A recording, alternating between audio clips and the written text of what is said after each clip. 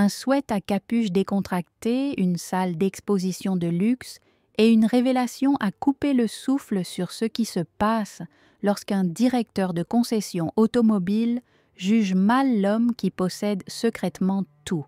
Daryl s'est garé sur le parking de Prestige Motors, la concession phare qu'il avait récemment acquise à Sunny Scottsdale en Arizona. La chaleur du désert scintillait sur les véhicules de luxe élégants garés devant. Leur finition brillante brillait pratiquement sous le soleil de l'après-midi. Il a garé son modeste SUV dans un endroit banal à l'arrière et est sorti, prenant un moment pour scruter la façade du concessionnaire. Il n'était pas habillé pour attirer l'attention, bien au contraire. Un simple sweat à capuche gris, un jean légèrement usé et des baskets étaient son uniforme pour le jour, et sa décision de s'habiller de manière décontractée était délibérée. Il voulait voir les vraies couleurs du concessionnaire pour découvrir comment il fonctionnait lorsque personne ne connaissait le nouveau patron. Il le regardait alors qu'il se dirigeait vers l'entrée. Il a remarqué un petit groupe d'employés à l'intérieur en train de discuter près de la réception. Le léger bourdonnement des rires et des conversations informelles était transmis à travers les portes vitrées. Il ouvrit la porte et entra dans la salle d'exposition climatisée, ce qui contrastait fortement avec la chaleur dehors, remplie du faible parfum de cuir et de cire fraîche. Les rangées de voitures immaculées brillaient sous les plafonniers brillants. Les bavardages se calmèrent alors qu'il entra, et Daryl capta les brefs regards échangés entre les employés. Leurs yeux se tournèrent vers son sweat à capuche et ses baskets. Il sentit le subtil changement d'énergie du genre qui parlait plus fort que les mots, mais il n'était pas là pour faire des hypothèses. Il était là pour observer. Puis, de l'autre côté de la salle d'exposition, elle est apparue. Suzanne. Suzanne était une femme d'âge moyen avec des traits nets et un regard encore plus aiguisé que son blazer sur mesure. Ses talons polis parlaient d'autorité et le porte-bloc glissé sous son bras ajoutait un air d'efficacité. Elle s'approcha avec détermination. Ses talons claquaient contre le sol ciré. Son expression était polie au premier coup d'œil, mais il y avait une tension dans son sourire qui n'échappa pas à l'attention de Daryl. « Excusez-moi », commença sa voix froide et coupée. « Puis-je vous aider avec quelque chose ?» Daryl sourit, son attitude calme. « Juste ici pour regarder autour de moi », dit-il en faisant un geste désinvolte vers les voitures. Les yeux de Suzanne plissèrent, le scrutant de la tête aux pieds. Son masque poli glissa très légèrement, remplacé par quelque chose de moins accueillant. « Est-ce que vous achetez une voiture ?» lui demanda-t-elle d'un ton légèrement douteux. Daryl acquiesça toujours en souriant. Quelque chose comme ça. Les lèvres de Suzanne se pincèrent. « Nous nous adressons à une clientèle très spécifique ici. La plupart de notre inventaire nécessite une préqualification. Je pourrais peut-être recommander... » Avant qu'elle ait pu finir, une autre employée l'appela. « Et Suzanne, le livreur est là. » Son attention vacilla pendant un moment, mais son regard revint à Daryl comme pour s'assurer qu'il ne s'éloignerait pas trop. Daryl haussait un sourcil, mais garda son ton léger. « Tu supposes que je ne suis pas qualifiée ?» La question la prit au dépourvu, mais seulement brièvement. Elle se redressa rapidement. « J'essaie juste de vous faire gagner du temps, » répondit-elle avec un sourire forcé. « Ces véhicules démarrent à 6 chiffres. Peut-être que je peux vous diriger vers... » L'expression de Daryl ne vacilla pas, mais intérieurement il remarqua son choix de mots. Son sang-froid était inébranlable, mais la subtile piqûre de ses hypothèses était indéniable. La tension persistait dans l'air alors que Suzanne le regardait avec attente. Daryl jeta un coup d'œil autour de la salle d'exposition, faisant semblant d'admirer l'une des voitures à proximité. C'était un coupé argenté élégant avec un design agressif. Ses doigts effleurèrent la poignée de porte et il jeta un coup d'œil à Suzanne. « Belle voiture », dit-il simplement. Ses sourcils se froncèrent légèrement, mais elle se força à sourire. « C'est peut-être quand tu es prêt à faire une enquête sérieuse. Nous pouvons fixer un rendez-vous. Pour l'instant, je vais devoir vous demander de ne pas toucher au véhicule. » Daryl resta là un moment à réfléchir à ses paroles avant de reculer de la voiture. Il hocha la tête une fois, les mains dans ses poches, et lui fit signe de continuer. « Bien, laissez-moi entendre. Que recommanderiez-vous à quelqu'un comme moi ?» Suzanne cligna des yeux, surprise par la franchise de sa question, mais avant de pouvoir répondre, Daryl ajouta « Si vous pensez savoir ce dont j'ai besoin, je suis tout oui. » Sa façade polie s'est fissurée juste assez pour révéler l'impatience en dessous. « Peut-être quelque chose d'un peu plus économique. Je peux vous indiquer comment vous rendre chez un concessionnaire spécialisé dans les véhicules d'occasion. » Daryl sourit légèrement, mais cela n'a pas atteint ses yeux. Il en avait assez vu. « C'est tout à fait l'hypothèse, » dit-il doucement. La déclaration resta suspendue dans l'air, et pendant un bref instant, Suzanne hésita, puis, retrouvant son calme, elle redressa les épaules. « Je serai de retour avec une liste d'options, » dit-elle en s'éloignant vivement. Daryl la regarda partir. Son expression était illisible. Il se tourna vers le coupé argenté, son reflet le fixant. La finition brillante, ça allait être une journée intéressante. Daryl se tenait au centre de la salle d'exposition, les mains dans les poches, son regard dérivant sur la file de voitures. Il n'était pas du genre à tirer des conclusions hâtives, mais l'attitude dédaigneuse de Suzanne était difficile à ignorer. Autour de lui, le personnel avait repris leur conversation, même s'il croisait de temps en temps un regard dans sa direction. C'était le genre d'examen minutieux auquel il s'était habitué au fil des années. Le jugement silencieux, les regards codés. Suzanne lui rendit un instant plus tard son bloc-notes fermement serré comme s'il était un bouclier. Sa démarche rapide et son sourire forcé trahissaient de son agacement. « D'accord, » dit-elle en s'arrêtant à quelques mètres de lui. « J'ai compilé quelques options qui pourraient être plus adaptées à votre situation. » Daryl pencha légèrement la tête. « Ma situation ? » ?»« Oui, » répondit Suzanne sur un ton coupé. Elle lui remit un tirage de véhicules d'occasion, chacun avec des descriptions détaillées et des étiquettes de prix bien inférieures aux offres typiques du concessionnaire. Ce sont des modèles plus accessibles, fiables, économiques et pratiques. Daryl prit la liste sans un mot, ses yeux parcourant la page. Une berline d'occasion, un SUV plus ancien, un hybride compact. Ses lèvres se contractèrent avec un léger amusement, mais il le cacha rapidement en pliant le papier et en le mettant dans sa poche. « J'apprécie l'effort, » dit-il, son ton même. Suzanne parut momentanément désarmée par sa réponse, mais elle se reprit rapidement, les mains posées sur ses hanches. « Écoutez, » dit-elle, sa voix baissant comme si elle était sur le point de partager un secret. « J'essaie juste d'être réaliste avec vous. Prestige Motors n'est pas pour tout le monde. Je ne veux pas perdre votre temps. » Daryl croisa son regard. Son expression était calme mais inébranlable. « Et qu'est-ce qui vous fait exactement penser que je ne suis pas votre client cible ?» Suzanne hésita, mais seulement pendant une fraction de seconde. « Je fais ça depuis longtemps, » dit-elle. « Je peux dire quand quelqu'un est hors de sa profondeur. »« Hors de sa profondeur ?» répéta-t-il, sa voix neutre, presque réfléchie.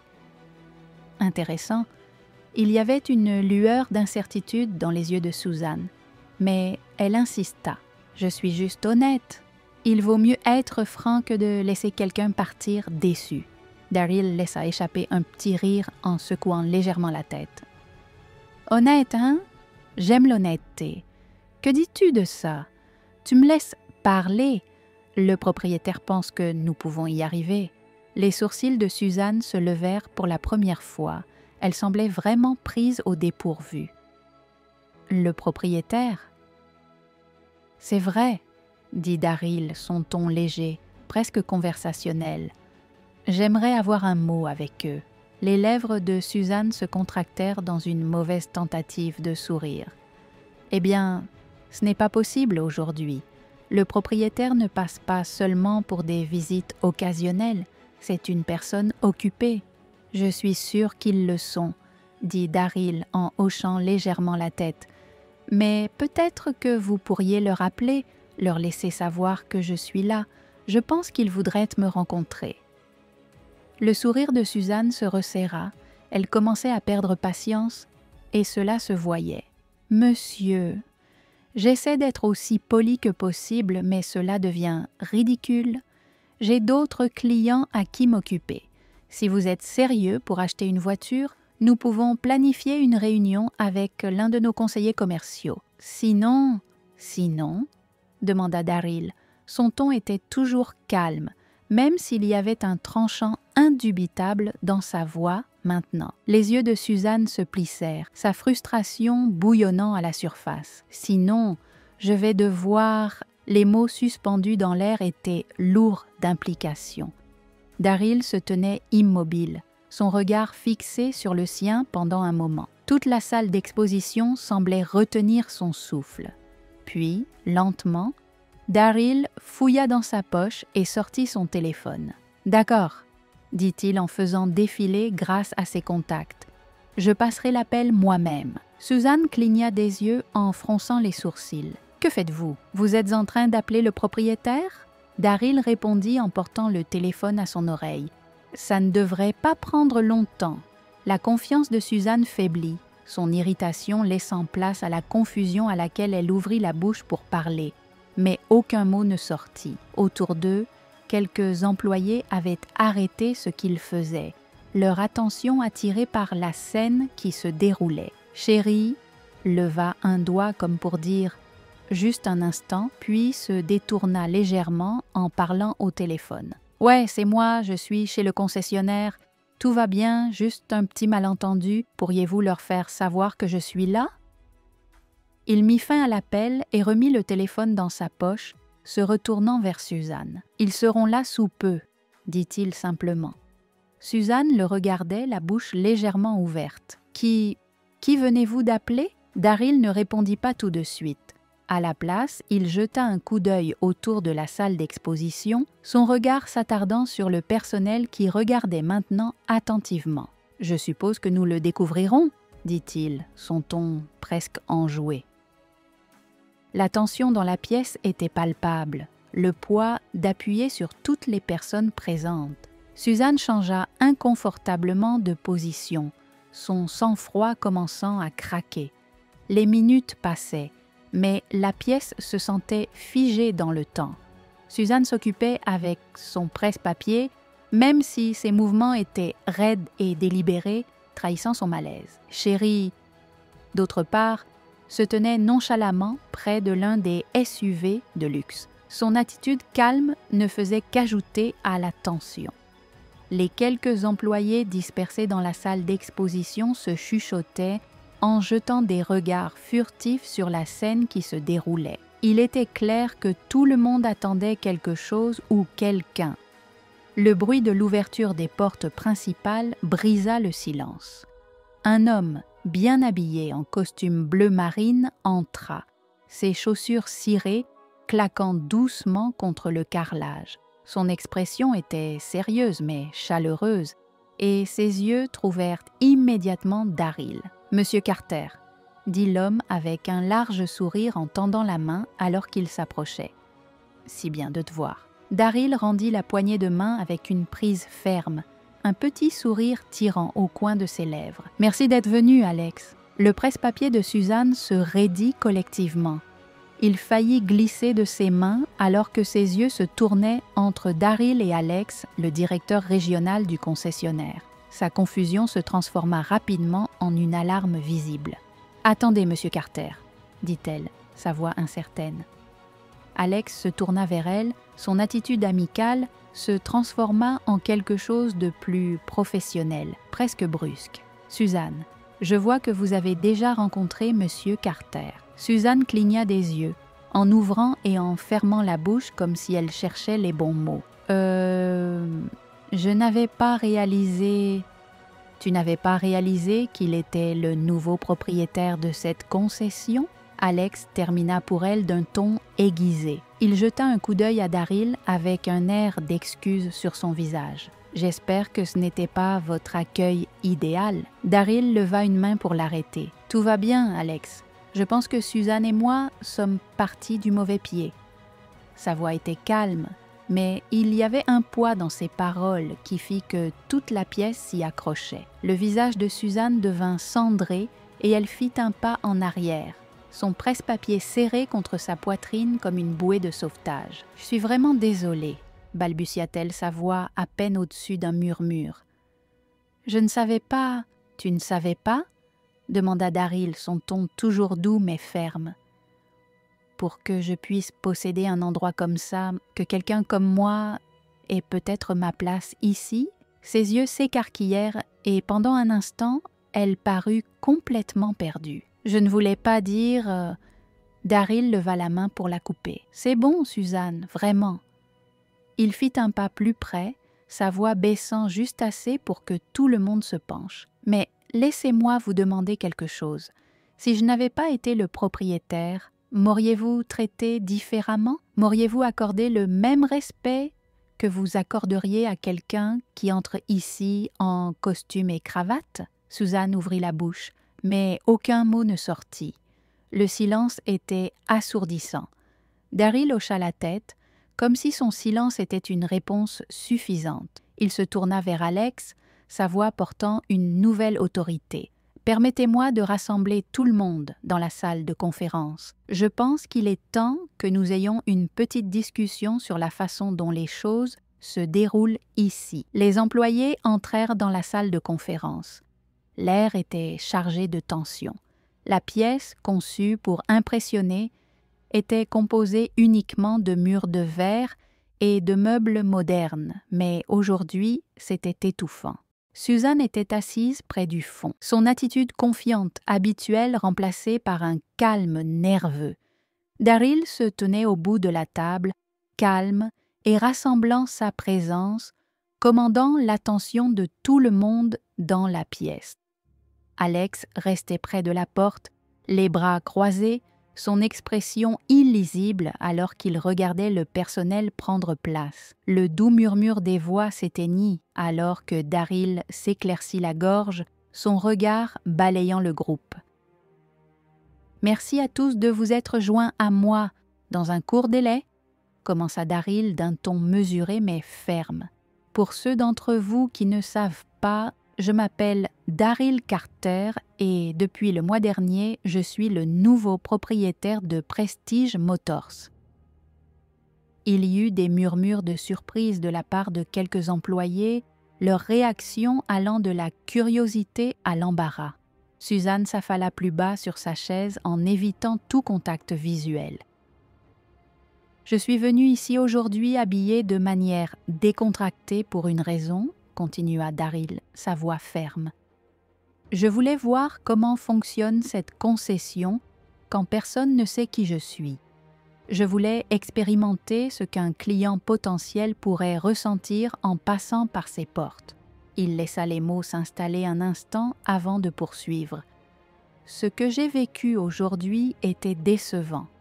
J'ai été jugée non pas pour ce que je pouvais apporter, mais pour mon apparence. Et je ne suis pas ici pour isoler qui que ce soit. Mais nous devons parler de ce que cela dit sur la culture de cette concession. » Suzanne se déplaça inconfortablement sur son siège, son visage rougit. Les yeux de Daryl se tournèrent brièvement vers elle avant de revenir au groupe dans son ensemble. « Ce n'est pas seulement à propos de moi, » dit-il. « C'est à propos de chaque personne qui franchit ces portes, de chaque client qui ne rentre pas dans l'idée préconçue de quelqu'un sur ce à quoi ressemble un acheteur de voitures de luxe. » L'un des plus jeunes vendeurs leva la main avec hésitation. Daryl hocha la tête dans sa direction.